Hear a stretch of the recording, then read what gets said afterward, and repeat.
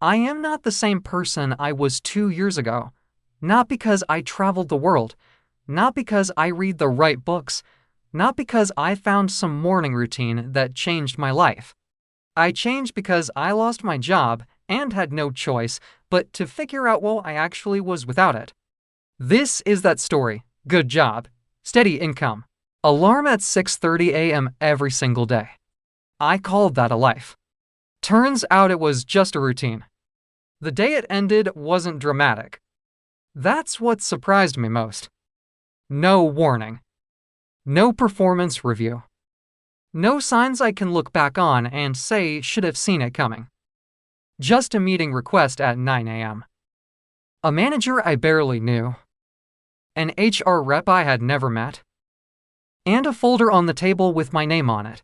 They were professional, polite even. They said words like restructuring and difficult decision and nothing personal. I nodded. I signed. I walked out. And standing in the elevator on the way down, I realized I had absolutely no idea who I was without. That job, the first few days I kept my routine, alarm at 6:30, shower, coffee, sit at my desk, except there was nowhere to go. Nothing to log into.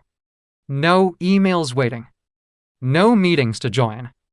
Just silence and me. I applied to jobs obsessively in that first week. Not because I had a plan, but because applying felt like doing something. And doing something felt safer than sitting with the silence. The rejections came quickly. Some didn't even bother to reject me, they just never responded. I started lying to people. Taking some time off became my go-to answer when anyone asked what I was up to, because the truth I got laid off and I'm struggling felt like too much to say out loud. I stopped going to the gym, stopped cooking, stopped doing the small things that had kept me functional, and slowly, quietly I started disappearing into myself. The lowest moment came when I looked in the mirror one morning and genuinely didn't recognize the person looking back. Not physically. But something behind the eyes was gone. I had spent so many years being the person with the job, the title, the plan that without those things, I had no idea what was left. I sat on the edge of my bed that morning for a long time, not sad. Not angry, just or empty. And in that emptiness, as terrifying as it was, something very small and very quiet whispered, maybe this is where you finally find out who you really are. I stopped applying for jobs that week. Not forever. Just for a moment. I opened a notebook, an actual paper notebook, and I wrote one question at the top of the page. Who am I when nobody is watching and nothing is required of me? I stared at that question for 3 days before I started answering it. But the fact that I asked it changed everything. The next 6 months were harder than the loss itself.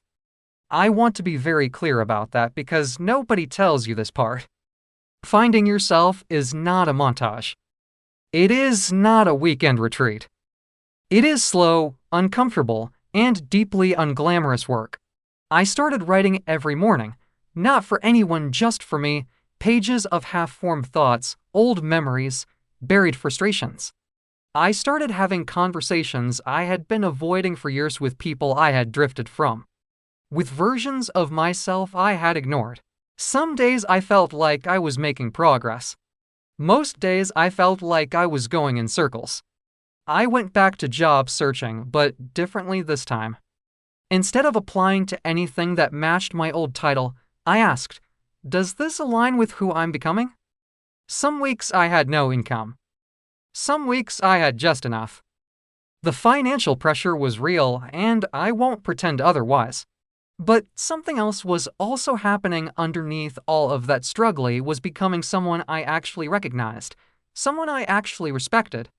The first small win came when I posted something honest online about what I was going through, and a stranger replied, "Thank you for saying this out loud." I thought it was just me. That was the moment I knew the grind was working. The breakthrough didn't arrive like a lightning bolt. It arrived like sunrise, so gradually I almost missed it.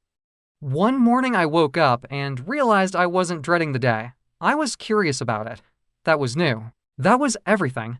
I am not the person who walked into that 9 a.m. meeting anymore. That person was competent, reliable, professionally successful. But that person had also spent years outsourcing their identity to a company that replaced them. Without a second thought, the person I am now knows what they value, not what their resume says they value. Knows what they're afraid of and does it anyway. Knows that security was never in the job. It was always in themselves. Unemployment didn't break me. It broke open the version of me that was too small for who I was supposed to become. Here is what I know now that I wish someone had told me on the day I walked out of that elevator.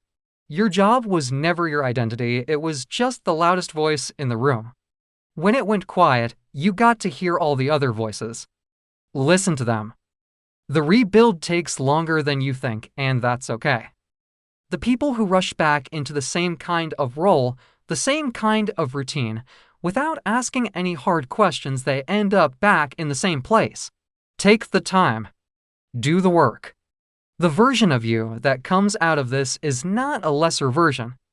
I know it doesn't feel that way right now. But the person who has been through the dark and kept going, just more capable, more self-aware, and more alive than the person who never had to face it. Unemployment changed me forever. And I am grateful for every hard, uncomfortable, identity-shattering day of it. If this found you at the right time, share it with someone who needs it. Subscribe if you want more honest conversations about the things that actually change us. And leave a comment, tell me one way unemployment or job loss changed you. I read every single one. And I'd love to hear your story. I'll see you in the next one.